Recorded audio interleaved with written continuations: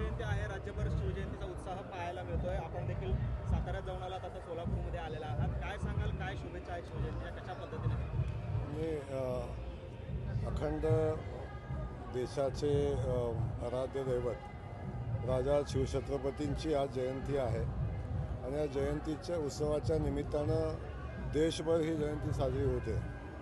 आणि छत्रपती शिवाजी महाराजांनी स्वतःच्या कर्तृत्वानं जो आदर्श आपल्या सगळ्यांच्या समोर ठेवलेला आहे, या जयंतीच्या निमित्तानं आपण त्यांचे विचार, त्यांचा आदर्श घेऊन पुढे जाण्याचा एक चेतना या जयंतीतनं आपण घेऊन जात असतो. आणि त्याच प्रचंड मोठ्या उत्साहानं आज महाराष्ट्रभर शिवजयंती होते.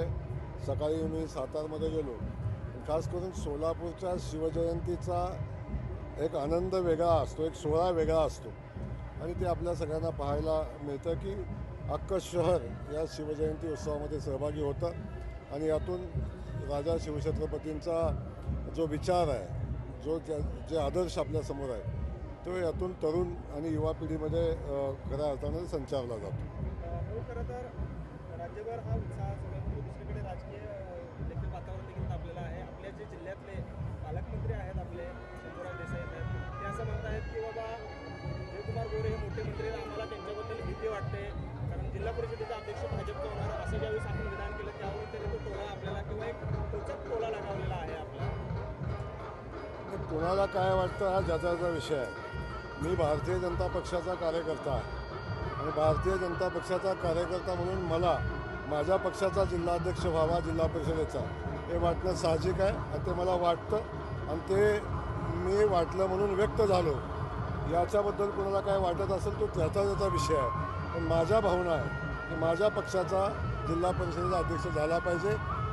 27 ही आमची संख्या आहे आणि मला वाटतं ती जिल्ह्यातली सगळ्यात मोठी संख्या आहे. तेव्हा आमचा अधिकार आहे, आम्हाला वाटतं आणि या भावना माझ्या व्यक्त केलेल्या आहेत. त्याबद्दल कुणी काय मत व्यक्त करावं तो ज्याचा विषय आहे. असं म्हणतात की बाबा आम्ही फार काही त्यांना बोलणार नाही, कारण काही बोललं तर ते पालकमंत्री देखील बदलू शकतात, कारण ते मोठे मंत्री आहेत, असं देखील एक निश्चित प्रतिक्रिया त्यांनी दिलेली आहे. त्याच्यामुळे त्यांना काय वाटतं हा त्यांचा व्यक्तिगत विषय आहे. तेव्हा मला काय वाटतं, मी सांगितलेलं आहे की मी भारतीय जनता पक्षाचा कार्यकर्ता आहे. भारतीय जनता पक्षाच्या कार्यकर्त्यांना ताकद देणं हे माझं काम आहे. भारतीय जनता पक्षाच्या उभ्या राहिलेल्या निवडणुकीतल्या लोकांना मदत करणं, त्यांना पाठबळ देणं माझं कर्तव्य आहे आणि या कर्तव्याच्या भावनेतून मी काम करत असताना अनेक लोकांना चांगलं आणि वाईट वाटू शकतं, परंतु तो निवडणुकीचा भाग आहे. महायुती म्हणून आम्ही सोबत आहोत. मी आजही सांगतो, महायुती म्हणून पुढे जाण्याची आमची भूमिका आहे आणि याही पुढे जाऊन तशी परिस्थिती आली तर भारतीय जनता पक्षाचा अध्यक्ष व्हावा म्हणून सगळे प्रयत्न आम्ही करू. खरं तर आपण ज्या पद्धतीने सुपडा साफ झाला अशी टीका ज्यांच्यावर केली होती, त्या पक्षाचे नेते, खासदार आणि आमदार जे आहेत, त्या शिवसेना शिंदे गटाच्या संपर्कात आहेत. नक्की हा प्रवेशाची गडबड आहे, लुडबुड आहे की निधीसाठी धावपळ आहे, कशासाठीच आहे? नाही, मुळात आमचा सुपडा साफ करायला चाललेल्या लोकांचा सुपडा साफ झालेला आहे. त्यामुळं आता ते सावली कुठंतरी शोधतायत आणि ती सावली शिंदे साहेबांच्या रूपानं मिळते का बघतायत, आणखीन कुणाच्या रूपानं मिळते का हे बघतील. पण अशी सावली कुठंही मिळणार नाही आणि जे त्यांच्या मनात आहे, जे त्यांना वाटतंय ते घडणारही नाही. भाऊ, छत्रपती शाहू महाराज असं म्हणतायत की शिवाजी महाराजांचा आदर्श टिपू सुलतानांनी घेतलेला असण्याची शक्यता आहे. त्यांनी तशा पद्धतीनं काम केलेलं आहे. एकंदरीत हर्षवर्धन सपकाळानंतर मी परत नाही, मला वाटतं मी छत्रपती शिवाजी महाराजांचा मावळा आहे, तर मला महाराजांचा इतिहास माहिती आहे, मला टिपू सुलतानाचा इतिहास माहिती नाही. भाऊ, जे सोलापूर जिल्हा परिषदेच्या अध्यक्षपदाचे देखील मोठे लगबग आहे, मोठी चुरस आहे. केव्हापर्यंत नाव डिक्लेअर होईल आणि काय एकंदरीत परिस्थिती आहे, कुठल्या तालुक्याकडे जाईल अध्यक्ष? अजिबात सोलापूरच्या जिल्हा परिषदेच्या अध्यक्षपदाची चुरस नाही. भारतीय जनता पक्ष आमचा अनुशासित पक्ष आहे आणि भारतीय जनता पक्षाचं शीर्ष नेतृत्व जो निर्णय घेईल ते आमचे कार्यकर्ते शिरसंवाद मानून काम करतील. तेव्हा असा कुणाची शिफारस आजपर्यंत माझ्याजवळ पोचली नाही आमच्या श्रेष्ठींच्याकडे पोचलेली आहे.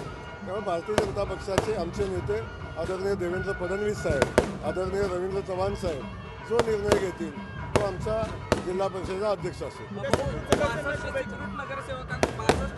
नगरसेवकांसाठी ज्या इच्छुकांनी उमेदवारी अर्ज भरलेले आहेत, पक्ष कशा पद्धतीने न्याय दिले?